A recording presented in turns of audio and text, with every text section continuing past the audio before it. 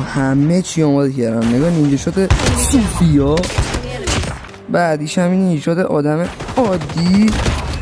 یکی دیگه اینجا رو نگاه، اصلا وحشی، نگاه وحشی پلیه، طرف آتیش زده، اصلا نمیفهمم من فقط راش میام. نگاه کنین بدبخت خدازاده رو چجوری هدش کرد، خیلی گناه داشت، دلم براش سوخت. این کچلر هم که 2 بار پشت سر هم زدنش. نگاه این اولین بار لوت باکسش اونجاست، این هم دومین بار. اصلا وحشی، میدونید وحشی. این هم از قد دمیجش کردم با تندرا دارم نداشتم تو ویدیو.